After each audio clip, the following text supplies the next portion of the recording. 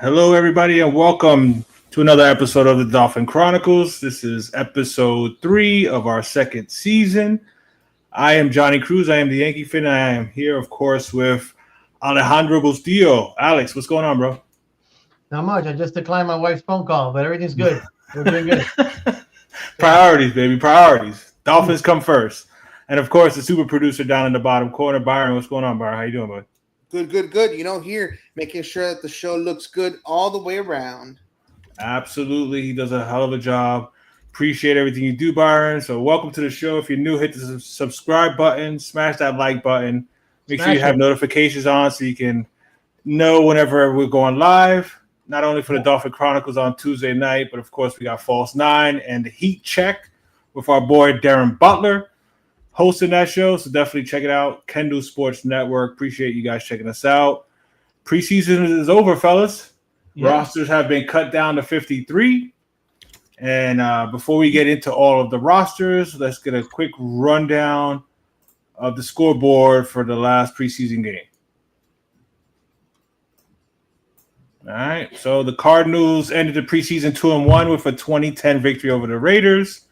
The Buffalo Bills, the Bills, beat the Buccaneers 23-19.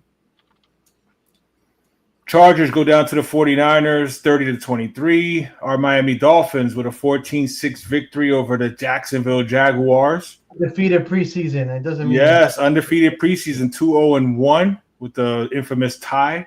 Packers 22-7 over the Seahawks. Indianapolis put an ass whipping on the Cincinnati Bengals, 41-14. Texans 26-7 over the Detroit Lions. The Cleveland Browns just get past the Rams, 19-17. The Denver Broncos, 28-19 over the New Orleans Saints. And the Ravens, 30-3 over the Washington Commanders. Have the Ravens lost a preseason game like in the past 5 years? I want to say the Ravens have some. I want to say they either lost one last year, or the year before, and broke a crazy streak. They always do well in the preseason, man. So. As much as I hate Baltimore because they always, they always seem to be a thorn in our side, you got to give them their respect with what they've been able to accomplish the last 10 years or whatever. Bears squeaked by the Kansas City Chiefs 29-27 with a last-minute touchdown. Watching the preseason, the Bears. Yeah. Tennessee Titans 23-13 over the Minnesota Vikings. The New York Football Giants 42-10 over the New England Patriots. Didn't see that one coming. Cowboys 31-13 over the Falcons. I don't know how you picked against that. Eagles 19-17 over the piece of shit Jets. And the Steelers 19-10 over the Panthers.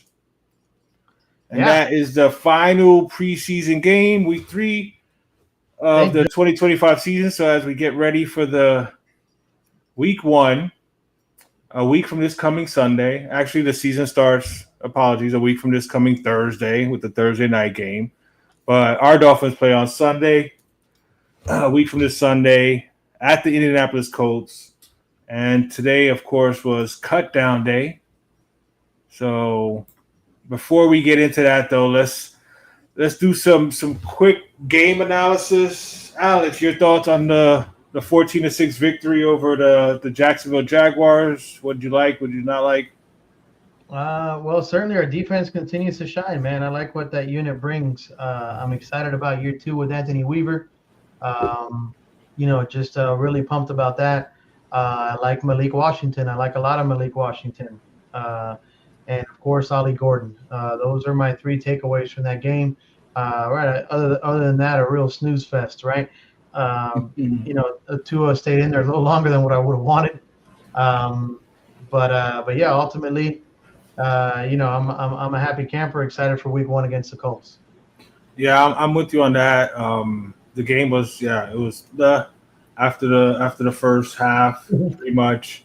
I'm with you with the Tua thing, but at the same time, they couldn't get anything going to start off the game. So why not, keep them out there a little bit longer, see if you can get a little rhythm going or something. But Ollie Gordon, I'm with you. Malik Washington, I'm with you.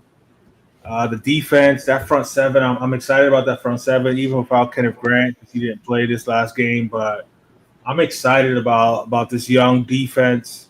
And we'll get into the roster cuts here in a second. But I kind of like what they've done as far as going with all the youth. They got a couple of veterans here and there, including one that we're going to talk about later that they signed today. But overall, it is what it is. It's a preseason game. It's over with. Now we can get ready for the real stuff a week from this coming Sunday. As we get ourselves ready for the 53-man roster, can we please see the graphic, Mr. Producer? Before the graphic, I have a complete list of the cuts that they made today. We skipped something on the show sheet. Okay, So right, Byron? Yeah. Okay. Sorry about that. No, you're good. Straight up released, not through waivers, just cut. Boom. Cornerback Cornell Armstrong, Quentin Bell, Mike Boone, Pharaoh Brown, Jackson Carman, Cameron Dantzler, who they just signed. A surprise for me was Matt Dickerson, Mike Hilton, Chris Miarick, and Kendall Sheffield, another surprise for me. These are the guys that they have to put through waivers, chance for other teams to claim. BJ Adams, Andrew Armstrong, Mason Brooks, Braden Daniels, Eazy-E, Eric Nzukama, Ryan Hayes, AJ Henning, Alex Huntley, Daquan Jackson, Mohamed Kamara, Jalen McKenzie, Derek McClendon, who I really thought was going to make this team, Patrick McMorris, Grayson Murphy, Josh Preby, Ethan Robinson, Hayden Rucci, John Saunders, who had that pick last game, Aaron Shamklin, Ben Steele, Channing Tyndall, guy who was here forever, Theo Weiss, Addison West, Byron Matos, and Eugene Asante. Both of those guys were injured, and I think they're going to get injury settlements. So they will be moving on to different teams. All right, so Alex, you heard that list of a bunch of cuts. Biggest surprise cut for you? Man, I guess McClendon. That's a surprise to me. I mean, you hate to see the likes of like a Kamara on there, and then McMorris, right? I thought he'd done enough to make the team, but you hate to see it because these are guys that we drafted, right? So that those kind of stick out to me right there. I kind of had a feeling that Shampkin guy was going to get cut. Mike Boone, with the issues at running back and the injuries at running back, I thought they would have kept Mike Boone as well. But there's running backs that have been cut now. We've been linked to, of course, Damian Martinez, University of Miami guy that Seattle cut. Jeff Wilson was cut by the 49ers after being picked up by the 49ers not long ago. So, the trade they made kind of did that to him. Say what now? The trade that they made kind of did that to him. Yeah. So it's a few surprises in there, man. But I'm not there at camp all day, right? I'm not there in the stands. I'm not there on the sidelines all day. So, I'm not there in the huddle. I'm not there. I didn't watch every single game, every single play. So there's probably a lot of things that I don't know. But those are just the names that stick out to me. Yeah, I think one of the biggest ones. I'm with you with the McClendon, especially like I don't know. I'm worried about Jalen Wright. I was hopeful for Mohamed Kamara. Obviously a draft pick. You see some flashes here and there. Quentin Bell is also Quentin Bell. That's another one. One of those that every once in a while, linebacker, Yeah, I mean they kept that in that spot. They kept guys that had the experience. You know what I'm saying? They kept obviously Chubb, Phillips, Judon, who they just signed. You got Chop, of course, who they drafted last year, and then Cam Good, who is like Mr. Everything special teams. You know what I'm saying? Yeah. So obviously you need those guys, and that's the sixth wide receiver and the fifth outside linebacker, and what I'm saying, those guys are going to be obviously more special teams than than hopefully being on the field. And if you take anything away from this podcast, and you're a young football player, just know how important versatility is. Absolutely. You have to be versatile. Look at Cameron Good. What has he done that just sticks out? He's just versatile. He's tremendous against the run. That too. But I mean, is he a household name? No, he's not. Is he someone that maybe a lot of really big Dolphins fans could potentially miss and not know who the heck he is? Sure, but he's versatile and he gets the job done when his name is called. So if you're a young football player watching this podcast, take that for what it's worth. Be versatile, and just keep grinding, man. A lot of lives were changed on cut day. A lot of lives are changed. A lot of lives are impacted tremendously. A lot of families are moved. A lot of unknown on cut day. So sad. But hopefully some of these guys, like an Easy E. I was always pulling for Eric Ezukama. I think he's got the tools. Certainly some injuries have set him back. But hopefully someone like him can get picked up and get into a good organization. So I've gotten a sense that all of the questions, all of the heartbreak has been on defense. You want to start off with the 53-man roster on defense first, Johnny? Let's do it. All right. It's a little small, but no, I like that. That graphic's perfect. Yeah, no, we good. All right, so at defensive tackle, we've of course got Mr. Zach Sealer, Jordan Phillips, was it 4th or 5th round pick? I think it was 4th. 4th. Benito Jones makes the squad. Of course, our first pick, Kenneth Grant, Matthew Butler, which I actually like the fact that they held on to him, and Zeke Biggers. So all 3 of our rookie defensive tackles are going to be part of this 53-man roster. I'm super excited about that. I'm glad that Zeke Biggers, Jordan Phillips was a no-doubter, but I'm glad Zeke Biggers made the initial roster. KJ Britt at linebacker.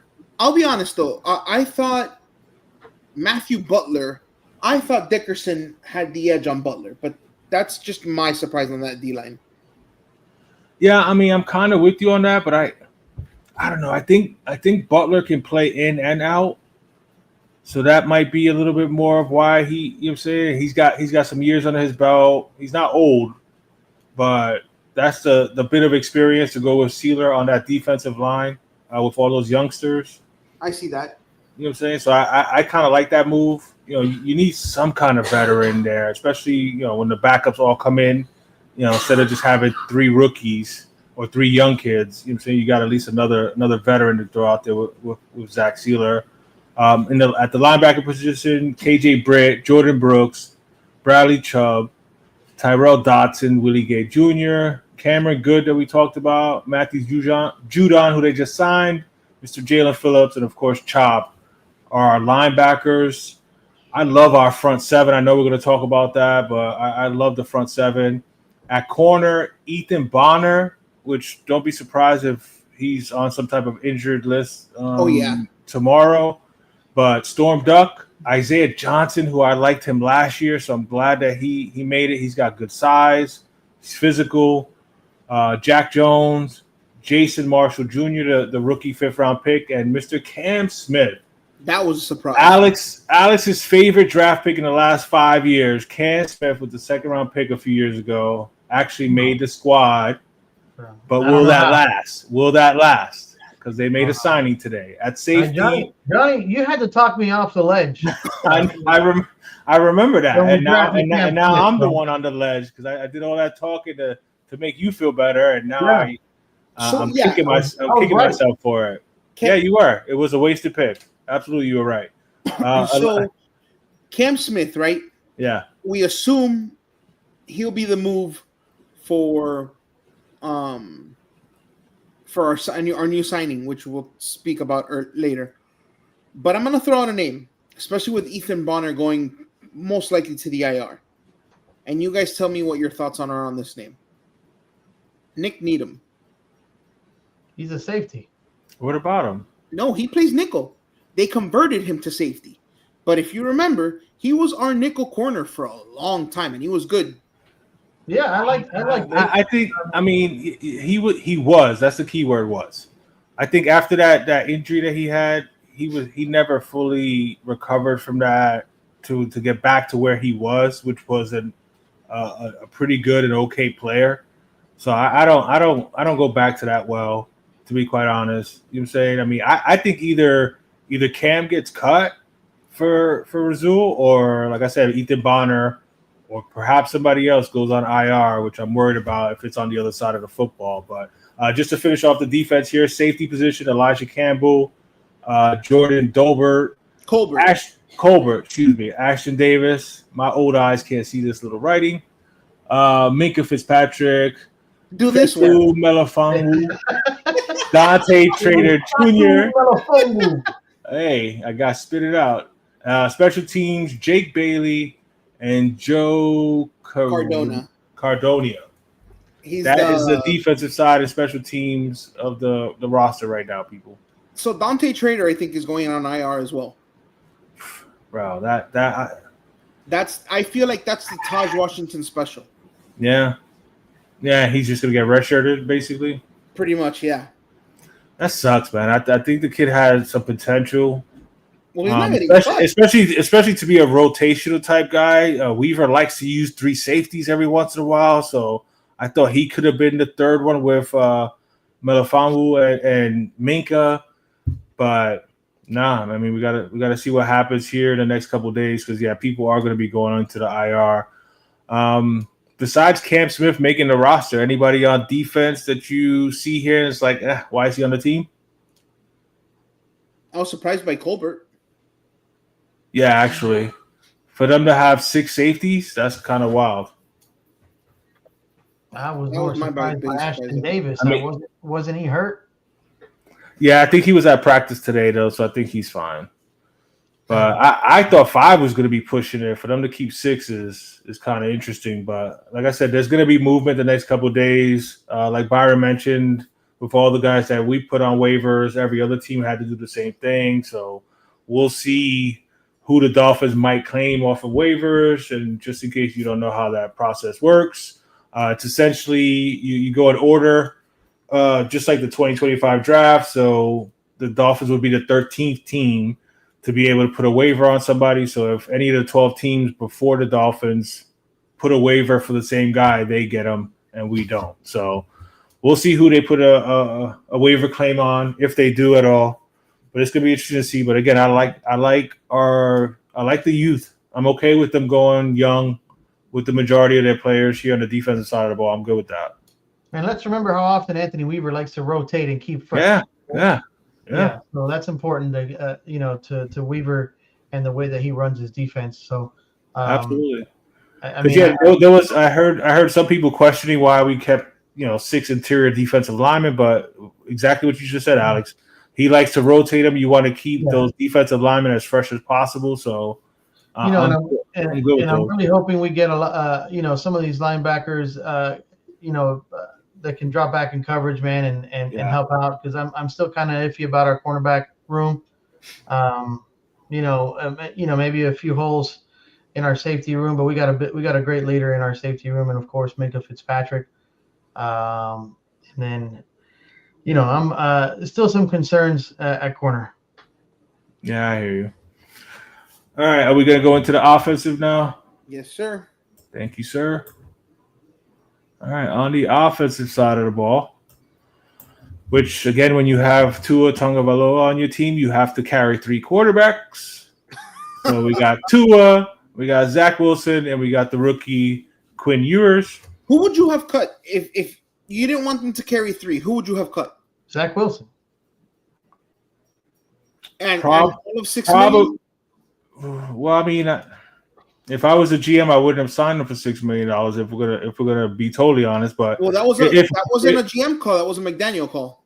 Oh, I mean, if money wasn't a factor, that didn't matter, I would keep the rookie. Mm-hmm. I would too. So that's why you carry 3. Yeah. Well, I mean, you carry 3 because 2 of them may not make it past the first quarter. But you could have tried to stash him on the practice squad. No, I feel you. But you're saying it is what it is. Like I said, I'm hopeful that he's actually going to stay healthy. So I'm going to try to be positive. I'm just messing with him now in case there's any Tua lovers out there that want to go crazy because somebody dare say anything about him. Guys, give me just a minute. I'll be right back. No, you're not excused. All right. All right. Well, the rest of this roster for the people out there, Devon Achan, excuse me, Ollie Gordon, Alec Ingold, and Jalen Wright. Before we move on, I'm so nervous about Jalen Wright. I don't know why I feel like he's done for the year, bro. I don't like the undisclosed leg injury aspect of it. Yeah, dude. And when a guy is, you know what I'm saying, I mean, he's not small because he's like 205 or whatever. He's, you know, he's stronger than, you know, he's obviously bigger than Achan. He's only $1.80 soaking wet. But Jalen Wright is all about his speed. So the leg injury worries me, man. And that's why I was surprised about the running backs cut. Because I'm worried about our running back. I'm worried about the whole offense as far as like the depth on this offense is like non-existent. So that's the one thing that worries me about the offense. Just to finish going through these receivers, D. Eskridge, who is a core special teams player, because you can't depend on him to catch the ball in a big situation. Tyreek Hill, Jalen Waddle, Malik Washington, Taj Washington, which I'm very excited that he made the squad. I was excited for him last year, and then, of course, he got hurt. And then, of course, the free agent signing, Nick Westbrook-Akine, rounds out the wide receivers. Talk about studs in the tight end room. We got Tanner Connor, Julian Hill, and Darren Waller, who has not put on a helmet yet and practiced yet. Well, I've heard rumors that he's nursing something.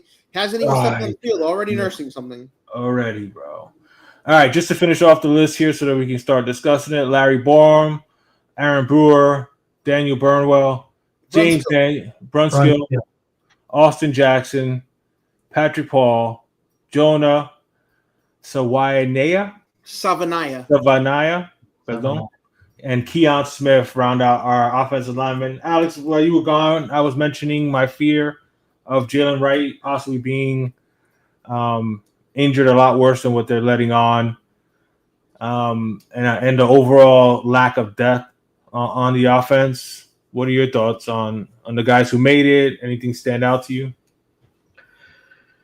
Obviously, we knew it was going to be a battle in that wide receiver room. There was a lot of guys certainly capable and deserving of a roster spot. You know, like the Theo Weiss and the Eric Izukama. There was a battle there. So that's a deep wide receiver room. I like it. I'm happy with it. I like Malik and how he's kind of developed that chemistry with Tua. Tight end, I mean, I don't know. I got some concerns too. Obviously, Julian Hill is every time he steps on the field, there's a fucking penalty flag. So hopefully he was able to clean that up, and that doesn't happen again. And Darren Waller, you were mentioning the injury and the injury to Jalen Wright. That McDaniel is notorious for saying, not saying enough shit or leading us to believe that it's nothing when in reality it is.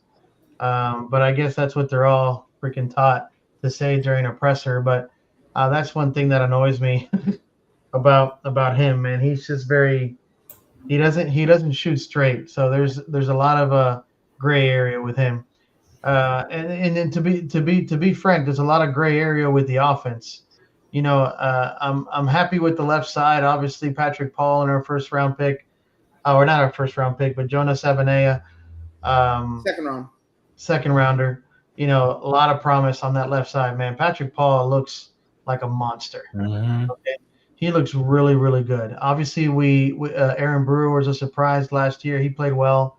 I'm just concerned about that right side of the line. James Daniels coming off a big injury. Austin Jackson coming off an injury himself. So hopefully we can solidify that right side of the line, and it surprises me. Our offensive line coach has worked wonders in the past. with the patchwork line that we have. We know Liam Eichenberg is starting the year on the injured reserve.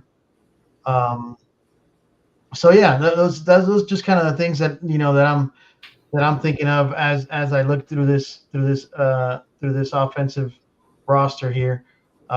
Still some concerns even about Achan's injury, right? Mm-hmm. If we're not careful with Achan, that can turn into an Achilles, right? So really, the only do you even like us to put that into the universe? I mean, I do. I love this team, bro. I really do. If not, I wouldn't spend money on merch and on games and on flights. Still trying to go to Spain to see these motherfuckers. Okay, so if I didn't like this team, I wouldn't even win the entertain lotto? Did you win the lotto and not tell us? Exactly. That's expensive as hell, bro. But I figured, it's the motherland. We'll go to Spain. Yeah, go see los españolísimos, huh? But man, I just hope, I keep my fingers crossed that Tua stays healthy, because again, it just rides on him. It really does. I think we can make everything else work if Tua stays healthy. Yeah, but on that point, man, our backup offensive line couldn't protect oil from water, dude. Right. Well, I said there was questions about the offensive line. But that's not the right side. I feel like questions is like, what is the availability of Devon Achane for week 1? That's a question. Our backup offensive line, like I said, they couldn't protect water from oil. If they were in charge of repelling them, they'd mix. Yeah. That the backup offensive linemen are worrisome, to say the least. Hey, have we even seen Austin Jackson? Has anybody even seen Austin Jackson? No, I don't think I've had an Austin Jackson sighting. I don't think so.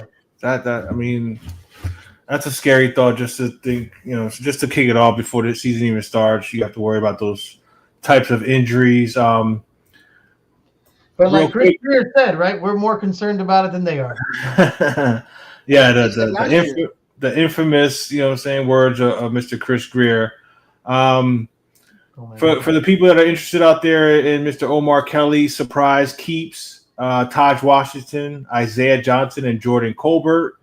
I'm actually not surprised at all about Taj Washington. I think he brings another. He's got the speed and he's got a little bit more size. So I like Taj. I don't know why that's a surprise. You questioned me if I even like this team. I think Omar is low key is a hater. I don't see, because so to Johnny's point, I think Taj Washington absolutely deserves a spot on this team. Yeah. If you're going to do that, the only reason you are keeping D. Eskridge is because he's a returner, and I think that's a waste. Right. And I think that's still why he made the team over a Theo Weiss or an Eric Ezukama. It's a waste of a roster spot. It's because he's a special teamer, but I mean, Malik Washington can do everything that D. Eskridge can do. The only thing that I can think of is, like, Malik might take snaps away from Nick Westbrook-Akine, or do they play around with Malik Washington to kind of cover up some of the Devon Achane role if Devon ain't available? Bro, cut D. Eskridge and re-sign Quentin Bell. That's not a bad move. I'd be okay with that. 100%. Or a Derek McClendon even. Either one. Yeah, I would. I don't know about Bell. I mean, again, we're talking about it right now. I mean, I was about to say I would go look for an offensive lineman or even a running back or something. Or how about an actual tight end? Like, I can't believe the tight end room, bro. Tanner Conner, Julian Hill, and Darren Waller, who came out of retirement after missing the entire year last year. Like, a couple of weeks ago, I was actually with the mindset that I think people are kind of sleeping on us. I think if Tua can stay healthy, obviously that's a big if, but if Tua can stay healthy, I think we have an opportunity to win games. The schedule's not that hard. I don't think we go past like the middle of the country this year, so it's not like we got a big West Coast trip. You know what I'm saying? All of our North games are earlier in the season. There's a couple towards the end of the season, but it's not too bad. So I thought we could surprise some people, but between the injury bug and the concerns on that offensive line, man, it's like I I can see them winning 4 or 5 games, or I can see them possibly winning 9, 10 games and battling for that last playoff spot. Are they a Super Bowl contender? Hell no. But I think they can. I think they'll be more competitive than what people are. We're getting ahead of ourselves, Johnny. Apologies. Those that's for later. Yes, you're right. Can I throw out a name? Okay. Right. We're talking about offensive line depth, right? Oh God. Dan Skipper. Why not make a phone call on that guy? I mean, call me stupid. Am I missing something? I mean, it was definitely a surprise cut by the Lions. Why not go after that guy? It's not to say that they won't.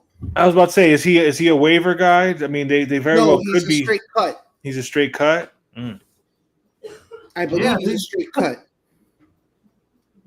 Well, I mean, let's see. Like I said, over these, a lot of things can change over these next couple of days when guys get put on the IR or whatever else they're gonna do. Miami written all over him, dude.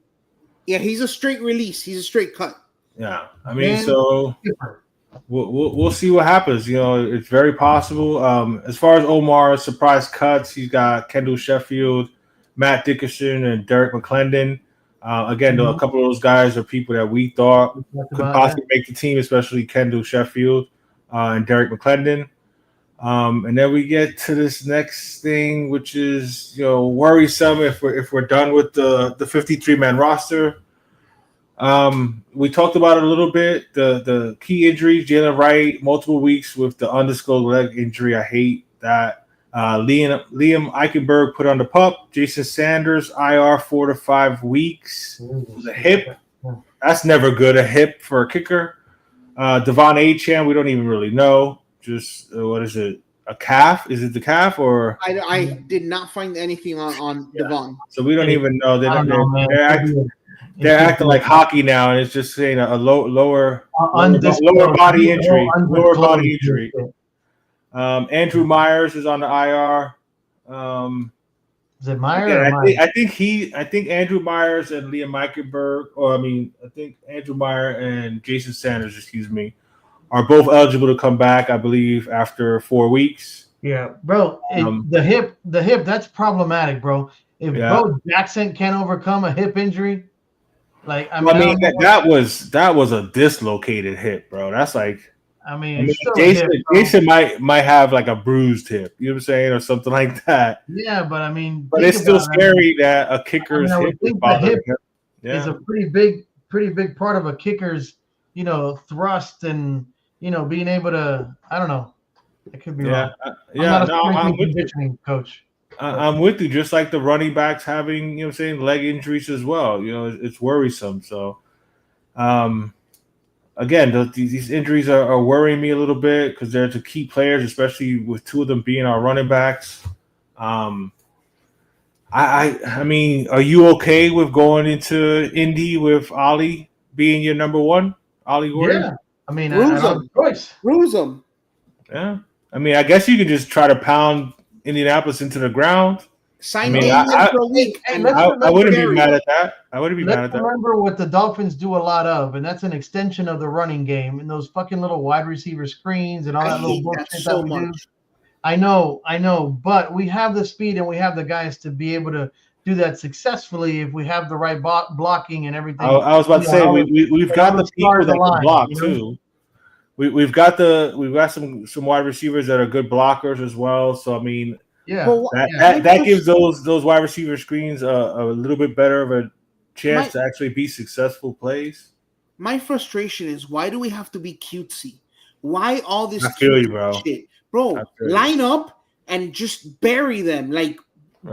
Come on, let's go. We don't have those players. We don't have those players until now. Well, now we have a Patrick Paul who's a monster on the left side. We have the Jonas Samanea, and then we have a bruiser and Ollie Gordon.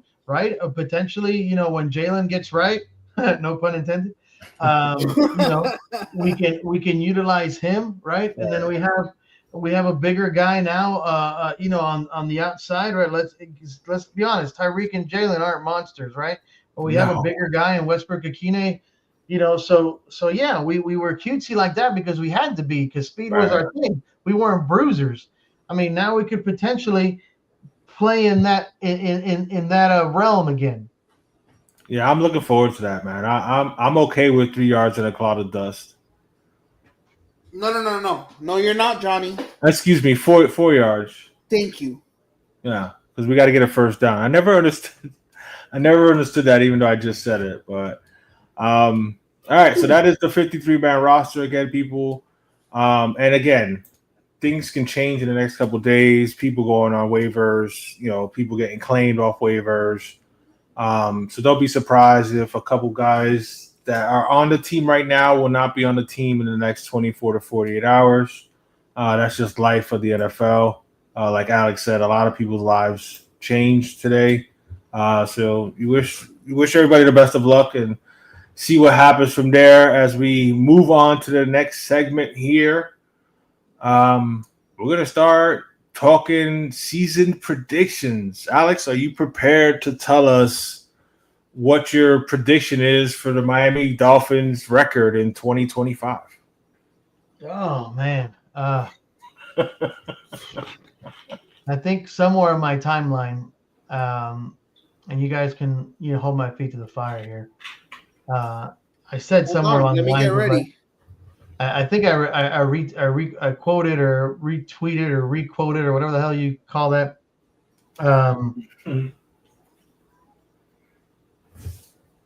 8-9, I had said earlier. I'm missing the playoffs. I mean, I could see us, potentially maybe getting to like a 10-7.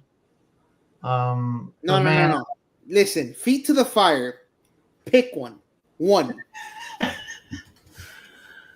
I've always been accused of being a homer and being unrealistic about shit, and so I'm gonna stick with my gut on this one, man. I really thought we were gonna regress this year. As much as I mean, I would love to be wrong, but I think we're an 8-9 football team right now. Okay, 8-9. Marking this down. I mean, that's fair. It's a fair assessment. I just don't see how we improved outside of our defense, right? Because we have some starters and some people coming off of injuries. But I mean, defense is good. It's offense wins games, defense wins championships. But I think we're just pretty limited when it comes to protecting the cornerstone of this franchise right now, which is Tua Tagovailoa. And I mean, unless we can be like the Miami Hurricanes from I don't know what year it was, where if we would take away all the offensive points and just go off of the 2001.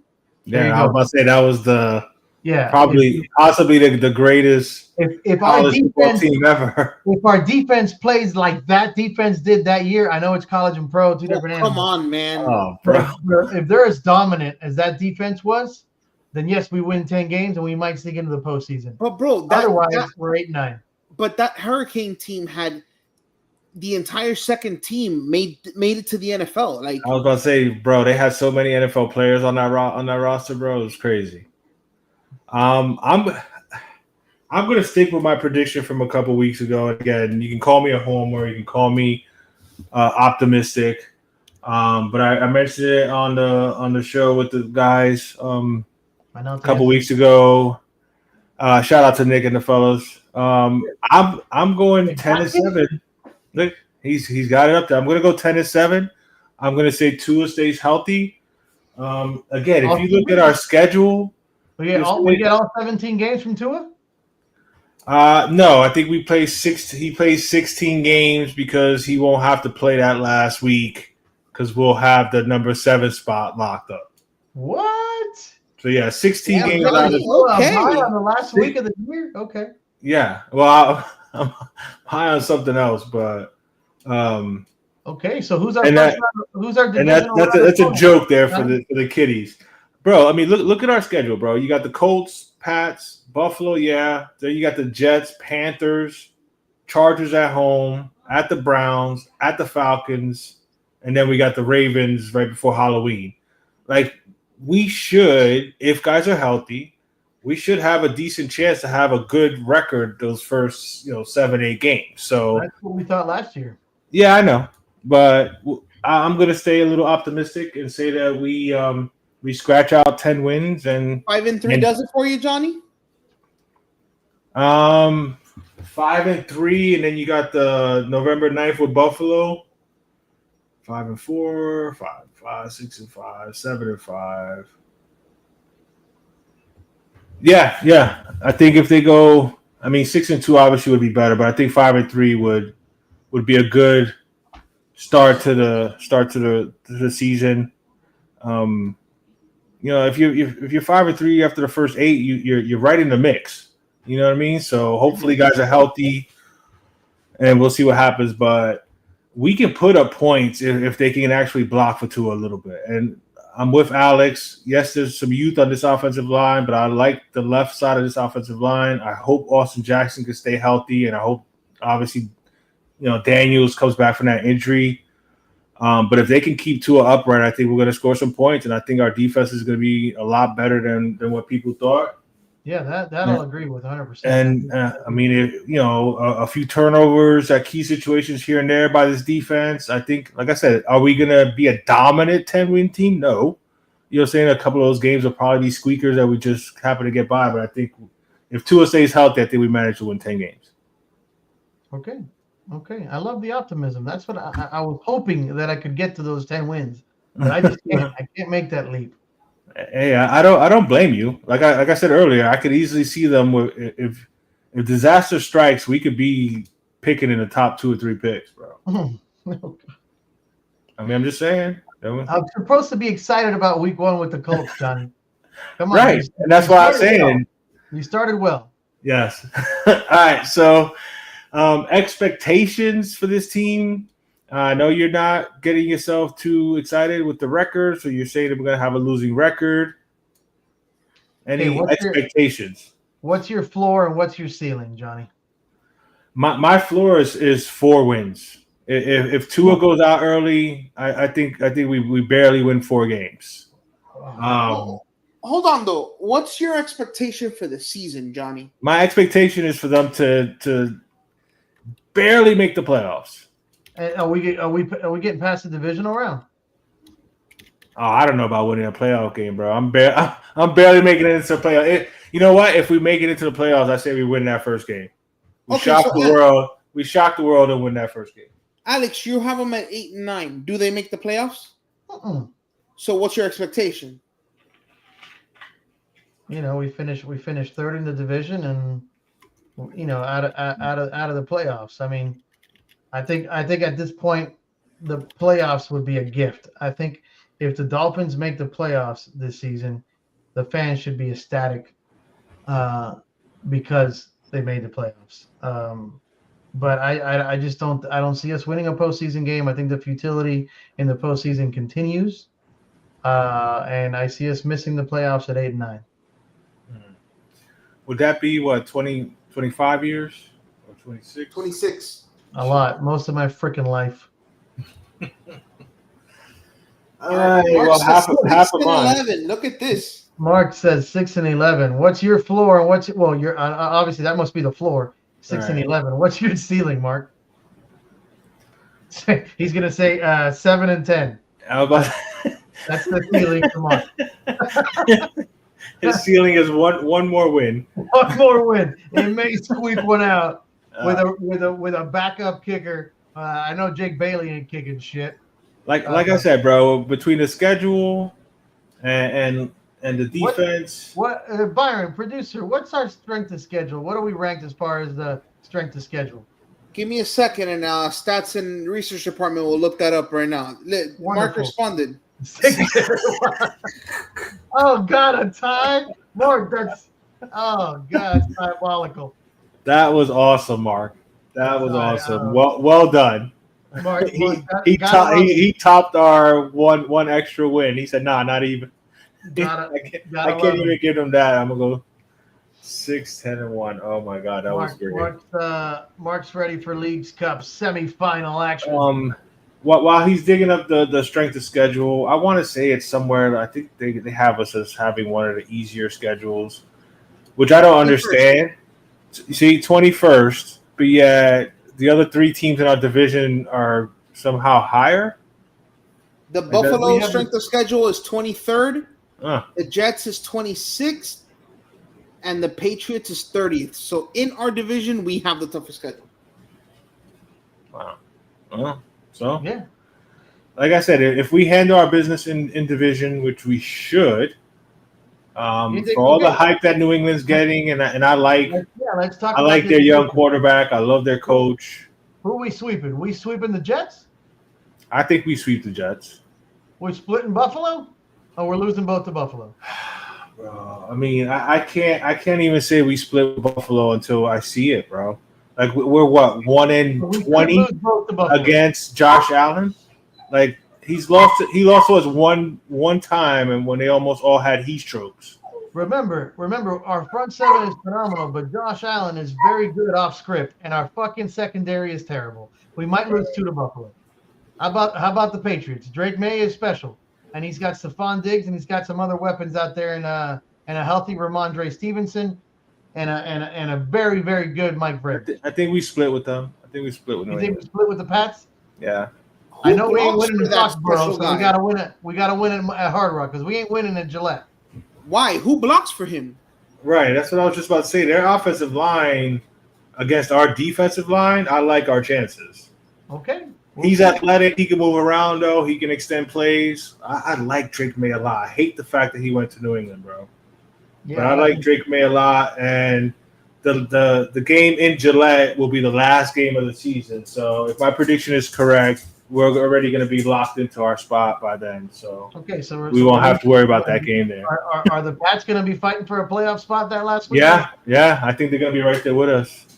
Okay. For all the people that are jumping all over the Jets, I think the Jets are going to be garbage this year. Really? Yeah. I mean, they still have a very good defense. And that very good defense. Then we dropped like 30-something on them a couple times the last couple years. And a Breece Hall and a mobile quarterback. And Breece Hall is on his way out, bro. Yeah, and I like Fields. Well, they have that other kid. Is it Braylon Allen? Yeah, he's good. Yeah, I like that backfield. He's good. So, but I don't. If Pittsburgh couldn't make it work with Justin Fields and Mike Tomlin, then there's something not there. You know what I'm saying? Like I don't want to say there's something wrong with the kid or whatever. Than Justin. I'm sorry. What was that? I think that had more to do with Russ than Justin. Yeah, I think Justin actually did pretty well before Russ took over. Yeah, but they could have re-signed him. Huh? They could have re-signed him. And they chose not to. Have Aaron Rodgers. Aaron Rodgers is not going to sit. Yeah, I guess. I mean, no, I know. I forgot about old ass Aaron Rodgers over there. And watch them win 10, 11 games because they win. Very, very good question posed by one of our own, Mark Gonzalez. How many times are we picking McDaniel over the opposing coach? That's what it comes down to at the end of the day, and I don't have an ounce of faith in him. Mark, you're right. There's been some times when McDaniel has overthought things. He's been very predictable. He's been very stubborn at times for shit that he knows and everybody knows in the stadium that it's not going to work. And he insists on running these types of plays. So I think you're absolutely right there. I think Sean McDermott is a way better coach than Mike McDaniel. That's in our division. I think Vrabel outcoaches McDaniel. Aaron Glenn? Is it Aaron Glenn? Aaron Glenn's a defensive guy over in New York, but a very good coach. I have 6 coaches over McDaniel. In the AFC or the whole NFL? In his schedule. Oh, in his schedule? Okay, let's go through them real quick. Okay. I'm gonna say the coach, or I don't know the coach. Like I'll tell you right now, and then you say yes. So the answers will be yes or no. If McDaniel's is better than that coach. Okay. McDaniel. Whatever. The Colts coach. I don't even know who it is. I'm gonna give Mike McDaniel that one. I'll give him the edge there too. Yeah. Okay. Vrabel. No. McDermott. No. McDermott. Is it Glenn? Yeah, I'll take McDaniel over Glenn. 50-50, bro. Aaron Glenn's a great coach. He's a great defensive coach. Huh? Who's the Panthers coach? I have no idea. That young kid, Dave something, Canales. Oh, Canales from Tampa Bay. Yeah. I'm giving McDaniel the edge on that one. I'll go with McDaniel as well. Harbaugh. Who's the Browns coach? Stefanski. There you go. I'm going with Stefanski, bro. He's a coach of the year candidate. I mean, he got them to the playoffs with Joe Flacco a couple years. That's a toss-up. I think that's a toss-up too. But yeah. Falcons. I'll go. That's Raheem Morris. I'll go McDaniel. Raheem Morris is a good. I like Raheem Morris a lot, but I still think McDaniel is. Okay, keep going. I'll take McDaniel's offense over Raheem's defense. Harbaugh with the Ravens. The other Harbaugh, you got to give Harbaugh the edge. Yeah. Then you have McDermott again, and then you have Dan Quinn. Dan Quinn's another great defensive guy. Right. Dan Quinn's a good coach, though. He is a good coach, man. Yeah. I'll have to go Dan Quinn. And that's a fantastic football team he's got in the Commanders. Yeah. Just re-signed Terry McLaurin. They got Deebo Samuel. They got the guy that goes by Bob or Bill. He's got like 3 names. The running back. The law firm? Huh? The law firm. No, it's like McCoskey, no sé qué pinga. But anyways, I got to give Quinn the edge there. Do you put dashes in no sé qué pinga, or is it just one word? No sé qué pinga's got quite a few hyphens. Okay, gotcha. Yeah. Kellen Moore? Nah, I'm going McDaniel, bro. Yeah, I still think McDaniel. Then you have Glenn again, and then Tomlin? Nah, Mike Tomlin. Oh my God! Do we host the Steelers or do we go to Akershire? We go to the ketchup bottle. No, it's not Heinz anymore. It's Akershire, bro. It'll always be the ketchup bottle. Okay, fine. It's Heinz. Let's go. Ooh, that might be a fun to go to. This is an interesting one here. The Bengals coach, Zach Taylor. Zach Taylor. Yeah, former Dolphins McDaniel the edge on that one. Yeah, I will too. Yeah. Todd Bowles. Yes. I'm gonna go with Todd Bowles, bro. Mm-hmm. As much as, bro, if you heard Tampa Bay fans down here, bro, they despise him, bro. But I think he's a really good coach. I think so too. I like Bowles. Yep. And then Vrabel again. Yeah, no, Vrabel, bro. Vrabel all day. I wanted Vrabel, honestly. Yeah, I would have loved Vrabel. I was hoping they were gonna clean house, GM all of them, and give Vrabel control. Not as the GM, but just let him be the coach. Mark says primetime game against Aaron Rodgers and the Steelers in Pittsburgh. Late in the year in the cold weather, Jalen pick 6 and Jonnu 100-yard game. He's just putting all the bad juju into the atmosphere there, Mark.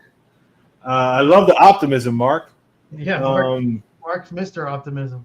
But I mean that would be so poetic for the Miami Dolphins for some shit like that. Like, wouldn't it? I mean, wouldn't it? Honest, like they've got a nice streak going where they're making a push for the playoffs, and then they get bum rushed. They get bum rushed in Pittsburgh. Man, that'd be something. Mark, I'm gonna keep that receipt. We'll see. That might be a fun one. Maybe I'll take my ass to Pittsburgh to watch that one. Who knows? I'll bundle up. Yeah, that would be something, man. All right, so the last bit of news and notes before we get into our fantasy stuff. Rasul Douglas. Skip right over that, huh?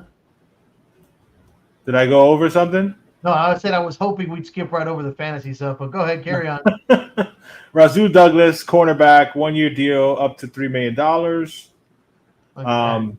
Jason Sanders, we mentioned it earlier with the hip injury. And because of that hip injury, the Dolphins worked out some kickers today. Riley Patterson, Greg Joseph, Zane Gonzalez, and Eddie Pinheiro. If you don't recognize any of those names, don't worry about it. No, neither does anybody else. No, I recognize Pinheiro. Eddie Pinheiro, however, apologies, is a local kid from Sunset High School. Let's go with Eddie Pinheiro, baby. I was about to say, like, if he can make a routine field goal, just go ahead and sign the kid.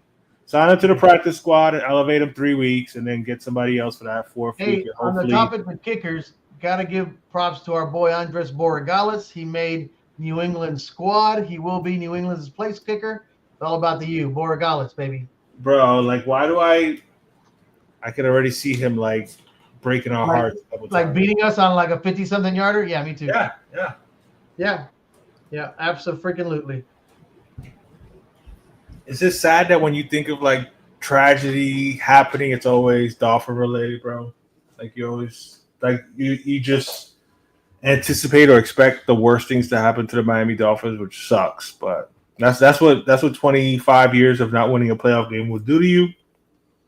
Last little bit of news and notes. Cornerback Mike Hilton visited with the Colts today. So the reason why I put that on there.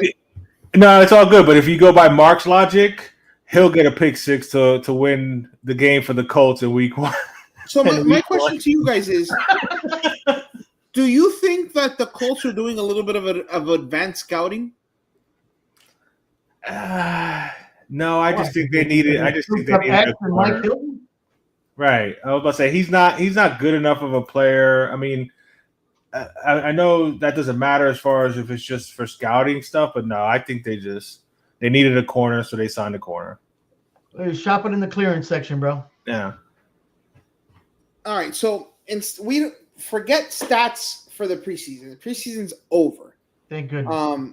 I thought I'd give the fantasy people here a little bit of a reminder of last season with a lot of drafts coming up this weekend. Who the top scorer in the NFL was in terms of points. You guys see it on the show sheet, but did you think that's who the leading scorer was? Because I didn't. What, Jamar Chase? No, it's Lamar Jackson. Lamar Jackson. I mean, I didn't know, but I mean that sounds about right. I mean, they had some blowout wins, did they not? Because the first name out of my mouth was Saquon. Oh, true that. Or Jamar Chase, considering what the Bengals offense had to do to even stay competitive. Yeah.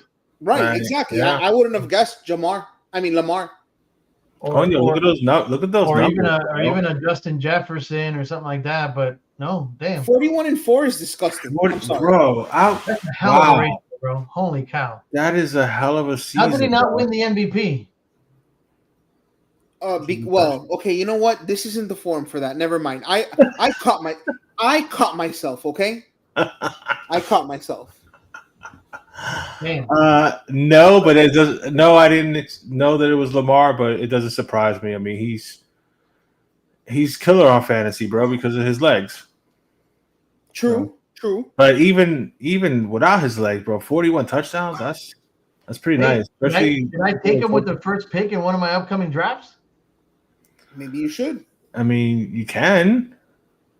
Fuck it. I'm gonna take a flyer. All right, now this one I kind of figured, and it's the Dolphins' leading scorer. Oh yeah, for sure. He was our everything. Yeah. Hey, that average though what's that sticks out to me there the most that I like. Guess what stat I like that sticks out to me the most right there? 0 fumbles. 0 fumbles. Yeah. He didn't cough it up. Right. Yeah, but I don't know, man. 4-5, I guess it's good, but what do you mean 4-5? You guess, bro?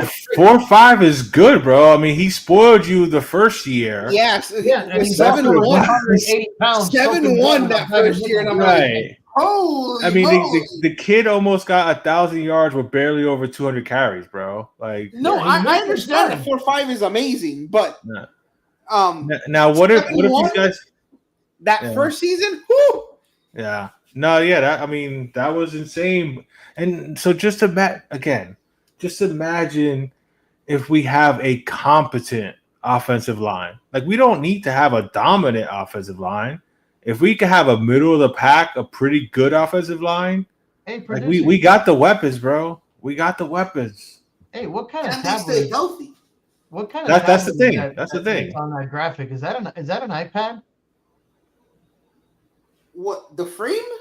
Yeah, it looks like it's whatever you want it to be, bro. Use your imagination. Okay, nice. I just wanted to see if they were interchangeable. This is like reading Rainbow, bro.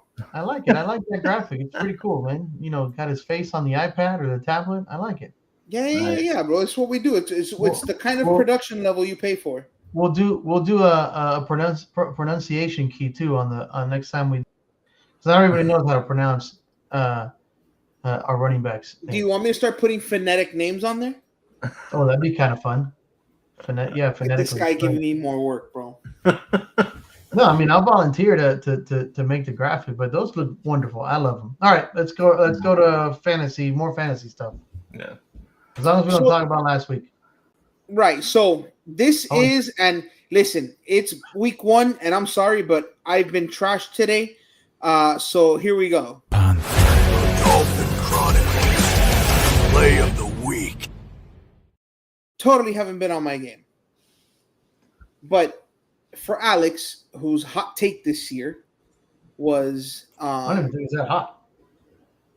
What, the Tyson Bagent was going to start over number 1 overall pick Caleb Williams in week 7. 7, yeah, 7, 8, somewhere around there. I think it's 7 is what I said. Yeah, I'm sticking to it, bro. I'm sticking to my gun. with that for real. I like this guy a lot, and I think Caleb Williams' work ethic is his downfall. I think his footwork is trash. You think he could just figure shit out on the fly, and he can't. And Tyson Bagent is a bad motherfucker. Can you say it right? It's Bagent. Tyson Bagent, whatever. Roll the tape. The guy who just got that sweet-ass contract extension because the Bears know what I'm talking about. There it is. Look at that dime, bro. You knew as he was matriculating the ball down the field that this sumbitch was going to beat the Chiefs. I just knew it. Yeah. That was a nice throw, man. Nice play. He made a lot of nice throws that drive. Yeah. I like that kid. I really do. I like his story, and I'm a fan. Right, so hey, stick to your guns, bro. Now we have Alex's favorite play. Dolphin Chronicles Showdown Play of the Week. Butt fumble. Gotta love it. So the Dodo play of the week, which we're all going to be able to see. Yeah. Hey, you don't swing, especially right in front of the official. And especially if you're on the bubble. I mean, he was going to get cut. He was going to get cut regardless, but not the point. That's carrying out a block. That's a little excessive on the white tight end dude, whatever his name was. I don't know who that is. You mean Jersey, or are we getting racial here? No, I mean clearly he was a white of Caucasian descent. Yes, a Caucasian football player, a third string tight end, I'm sure, or fourth string, or probably cut by now. But that was a little excessive. But I wouldn't have punched him. I would have said some shit about his mama, but I wouldn't have punched him. There you go. Shiloh was going to get cut anyways, but don't should have done it. Stupid. Oh, well done. Love it. All right, last segment here for everybody. It's the pick'em segment, which the Dolphin Chronicles game picks. You ain't first, you're last. I ain't gonna front. I'm nervous about this, bro. Okay, so dress rehearsal last week, just to kind of give you guys an idea of how this is going to go. We each made 3 picks. I went 2-1. Johnny went 1-2, and Alex donut for 3. The good news is it was the preseason and it doesn't count. Right. The good news is that clean slate. That was just kind of a rehearsal going through the motions. I know how to play. I didn't need the rehearsal, but whatever. Well, 0-3 says otherwise. But we go into the season, and Johnny selected Commanders over the Giants, Bengals over the Browns, and Cardinals over oh my God, what's this guy? New Orleans. Spencer Rattler in New Orleans. I can't pick that one now. No, you can't. Alex went Pittsburgh over the Jets, Arizona. Yeah, you gotta pick a different one. Yeah, and Patriots over the. Can I pick a collegiate game? Can I pick the Hurricanes over the freaking Irish on Sunday night, baby? No. Oh, it's got to be pro? Okay. Yes. Okay. It is. Hold on. Do you have any confidence in Trevor Lawrence beating the Carolina Panthers? I'll tell you what I have confidence in. The freaking Eagles blasting the Cowboys to start the year. All right, there you go. Okay, there you go. You go. So it's Eagles over the boys, and then the Pats over the Raiders. Las Vegas, and you said Eagles All right. Yeah, and some might say our picks are in. Dallas hat. Yeah, our picks are in. We're locked in. The Dallas hat is because I like Luka. Who doesn't like Luka? This is a tribute hat to Luka. What's the name of the Mavericks GM? Who cares? What's the name of the Mavericks GM? Yeah, that's who doesn't like Luka. Nico Harrison. Yeah, he doesn't like Luka, apparently. No. Or winning. I mean, how do you give up a top 5 talent, bro, when he's 26 years old? Bro? That's ridiculous. Out with Cooper Flag. I like Cooper Flag too, man. Well, that's because the NBA is rigged, bro. So of course they gave him Cooper Flag. Too, yeah, there's talk of that. That's another show, guys. That may come up on Heat Check with Mr. Butler. You and Butler. That's right, me and Butler. Yeah, so definitely be on the lookout for that, people. Heat Check with our boy Alex and Darren Butler. A little teaser. Of course, a couple former Heat players that now play in the Big Three. Mark comes in with a hot take. Ooh, Chargers over the Chiefs. Huh? I almost went that way, Mark. I'm with you on that one. I think the Chargers do win that first game. I have no faith like a $150 in the opener.